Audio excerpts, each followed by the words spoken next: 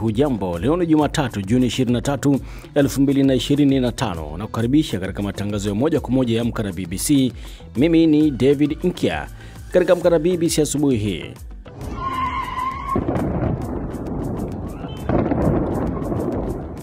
mashambulizi makali yaendelea baina ya Israel na Iran, huku katibu mkuu wa Umoja wa Mataifa Antonio Guterres akiyataja mashambulizi ya Marekani kuwa tishio la moja kwa moja kwa amani na usalama wa kimataifa. Idadi ya watoto wanaoripoti unyanyasaji wa kijinsia baada ya kukimbilia Burundi kukwepa ghasia ya DRC imeongezeka zaidi ya mara 3 mwaka huu. Na katika gumzo leo hii tunaangazia mzozo kati ya Marekani, Israel na Iran, ambapo rais wa Marekani Donald Trump amesema nchi yake imefanya shambulio la mafanikio la kulipua maeneo 3 ya nyuklia nchini Iran, lakini raia Iran wanasemaje? Wamelipokea kwa ghadhabu na hasira kubwa shambulio kubwa la kijeshi lililofanywa na Marekani dhidi ya vituo 3 vikuu vya nyuklia vya Iran.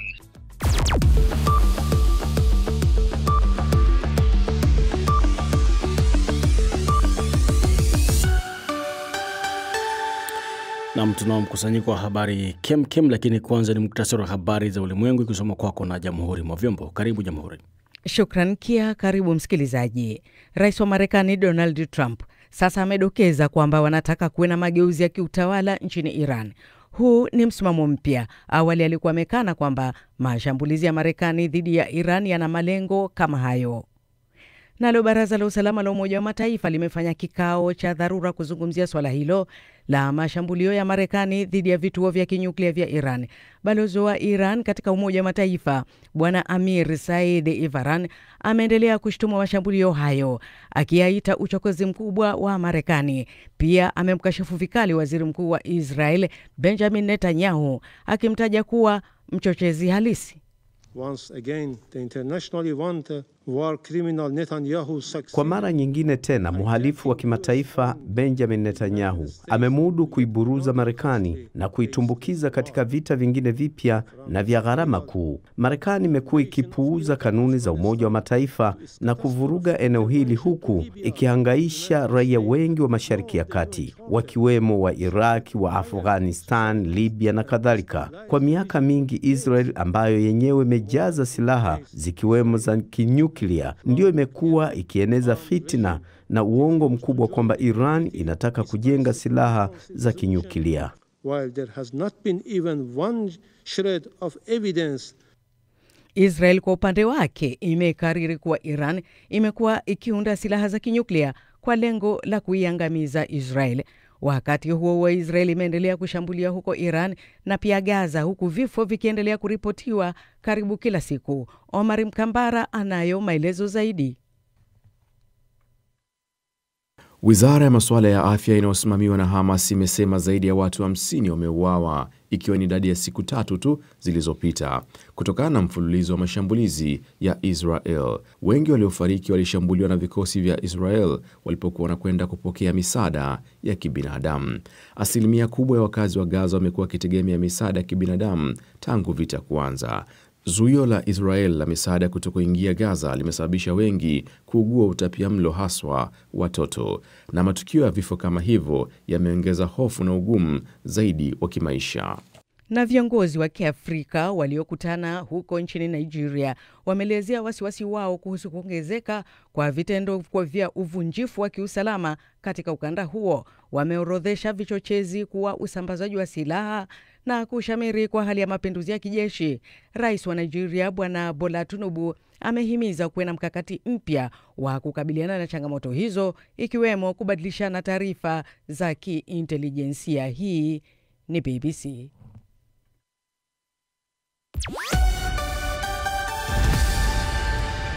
Na muktasari wa habari za ulimwengu umesoma kwako na Jamhuri mwa Vyombo. Unasikiliza Amka na BBC kutoka idhaa ya Kiswahili ya BBC, kikutangazia kwenye FM, redio wa shirika na internet katika bbcswahili.com. Unaweza pia kutusikiliza moja kwa moja kwenye ukurasa wetu wa Facebook wa BBC Swahili. Nchini Tanzania tunasikika kupitia Radio Free Africa. Kenya ni Pamoja FM, ikiwa Uganda ni Radio Paidha, na iwapo upo DRC unatupata moja kwa moja kupitia Radio Muungano ya pale Beni. Asubuhi leo upo nami David Inkia. Iran na Israel zimeendelea kushambuliana kwa makombora. Jeshi la ulinzi la Israel IDF limearifu kwamba ving'ora vilikuwa vikilia katikati mwa Israel kwa kutoa angalizo la kombora kutoka Iran. Hata hivyo, jeshi hilo la Israel limewafahamisha raia muda mfupi baadaye kwamba hali ilikuwa salama, kuashiria kuisha kwa tishio hilo, kama anavyoarifu hapa Leonard Mobali.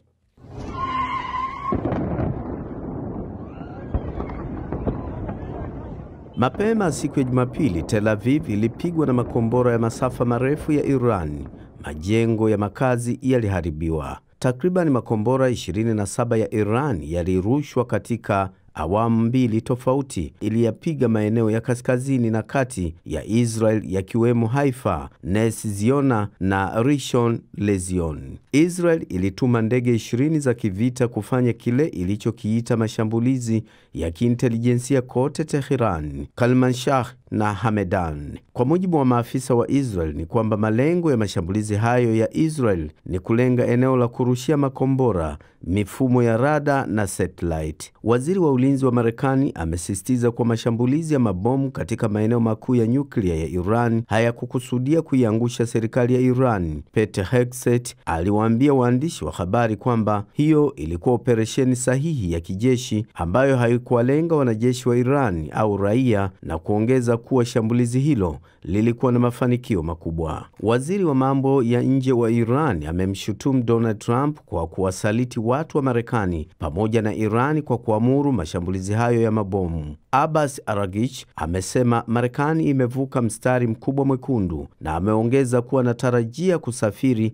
hadi Moscow kushauriana na Rais Putin. Katibu mkuu wa Umoja wa Mataifa Antonio Guterres ametaja mashambulizi ya Marekani kuwa tishio la moja kwa moja kwa amani ya usalama wa kimataifa. Baraza la Usalama la Umoja wa Mataifa linatarajiwa kufanya kikao cha dharura. Kwa miongo kadhaa, Marekani na Iran zimeepuka na kuwa na uangalifu mkubwa kuhakikisha hawavuki mstari mwekundu wa hatari katika makabiliano ya moja kwa moja ya kijeshi. Rais mmoja baada ya mwingine wa Marekani hakuruhusu hilo litokee, lakini Rais Donald Trump ameruhusu hilo kutokea na kuingiza Marekani moja kwa moja katika vita vya Mashariki ya Kati. Ni taarifa yake Leonard Mobali. Kwingine kwa watu 22 wamekufa na wengine 63 kujeruhiwa katika shambulio la bomu la kujitoa mhanga lililotokea kwenye kanisa moja katika mji mkuu wa Syria, Damascus. Kwa mujibu wa Wizara ya Mambo ya Nje ya nchi hiyo, mtu mmoja alishambulia kwa silaha kanisa la Orthodox la Kigiriki la Nabii Elias lililopo katika kitongoji cha Doila wakati wa ibada ya Jumapili jioni na kujilipua. Zaidi na Halima Nyanza. Ni mmoja wa mashuhuda wa tukio hilo akielezea hali ilivyokuwa. Tulikuwa tu tumemaliza kusali na tukaanza kutoka nje, ndipo wakati mtu mmoja aliyekuwa amejiziba uso alipoingia huku akiwa amebeba silaha. Alishambulia watu na kuua wengi. Watu walimfuata na kumzingira, halafu akajilipua mwenyewe kwenye mlango wa kanisa na kanisa likaporomoka. Picha na video zilizochukuliwa ndani ya kanisa hilo zinaonyesha madhabahu ikiwa imeharibiwa vibaya, viti vikiwa vimemwagikiwa vipande vya vioo na damu ikiwa imetapakaa katika kuta za kanisa hilo. Inasemekana kuwa mshambuliaji huyu ana mafungamano na kundi lenye itikadi kali za kidini la IS, lakini hata hivyo hakuna madai yoyote ya haraka yaliyotolewa kutoka kwenye kundi hilo kuhusika na mashambulizi hayo. Ni shambulio la kwanza la aina hiyo katika mji mkuu wa Syria, Damascus, tangu wapiganaji waasi walipouondoa madarakani utawala wa Bashar al-Assad mwezi Disemba na kumaliza vita vya wenyewe kwa wenyewe vilivyodumu kwa miaka 13. Shambulio hilo la mauaji ni pigo pia kwa rais wa Syria Ahmed al-Sharaa, ambaye hivi karibuni aliahidi kuwalinda walio wachache baada ya mapigano makali yaliyotokea nchini humo. Naye mjumbe maalum wa Umoja wa Mataifa nchini Syria, Geir Pedersen, amelani shambulio hilo na kuwataka wa Syria kuungana kukataa ugaidi, itikadi kali, uchochezi pamoja na kuilenga jamii yoyote ile. Ni Halima Nyanza.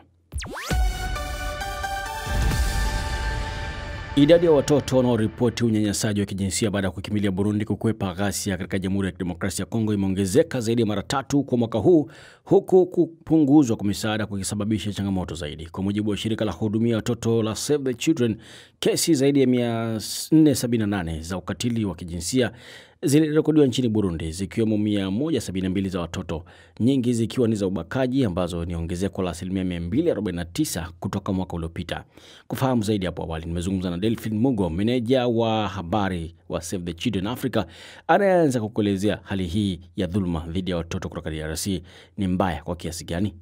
Hali ya dhuluma dhidi ya watoto ambao wanaondoka DRC kwa sababu ya mapigano ni kubwa, kwa kiasi kikubwa sana. Kwa mfano, utafiti wa Save the Children ama shirika la watoto la Save the Children umeonyesha kwamba visa vya watoto ambao wameripoti kunajisiwa na kudhulumiwa wakati wanatoroka vita nchini DRC imeongezeka, na hii ni kwamba imeongezeka mara 3 ukilinganisha na muda wa mwaka uliopita. Na tunaangazia mwezi kuanzia Januari hadi Juni, ukilinganisha mwaka huu kuanzia Januari hadi Juni, tunaona kwamba visa vya watoto kudhulumiwa vimeongezeka mara 3. Sababu kubwa haswa ya kuongezeka kwa visa hivi ni nini, Mugo? Sababu kubwa hasa ya kuongezeka kwa visa hivi ni vita ambavyo vinaendelea. Tunajua kwamba mwaka huu tumeona visa vimeweza kutokea kule DRC na vimeongezeka sana.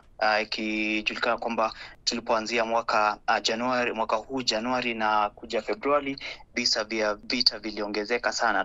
Tunafikiria kwamba hii ndio imesababisha kuwe na visa vingi sana vya watoto kudhulumiwa katika mapigano. Ni kwa namna gani sasa dhuluma hizi dhidi ya watoto hawa zimewaathiri kisaikolojia, na huenda labda baadhi ya mambo ambayo walikuwa kitamani kuyafanya kama watoto watakapokuwa watu wazima yasitimie? Bila shaka imeweza kuathiri kwa kiwango kikubwa. Mimi nilikuwa Burundi mwezi uliopita na niliweza kuongea na wafanyikazi wa shirika la Save the Children wengi ambao wanafanya kazi katika kambi za uhamiaji. Walieleza kwamba watoto wameweza kuwa affected na hali ya kudhulumiwa. Tunajua kwamba kisaikolojia wana mawazo mingi. Watoto wengi walipotea makwao, hawakuweza kuja na vitabu vyao. Kwa hivi sasa ambako wanakimbia hawezi kuendeleza masomo yao. Kuna mfanyikazi mmoja aliniambia kwamba kuna watoto ambao waliwaambia kwamba waliweza kudhulumiwa pamoja na wazazi wao, na pia wazazi wakaweza kudhulumiwa huku watoto wao wanaangalia. Hebu tuambie sasa, serikali na jumuiya ya kimataifa inapaswa kufanya nini ili watoto hawa pamoja na wazazi wao waweze kupata msaada? Tunatoa wito kwa jumuiya ya kimataifa kutowatekeleza watoto hawa katika wakati ambao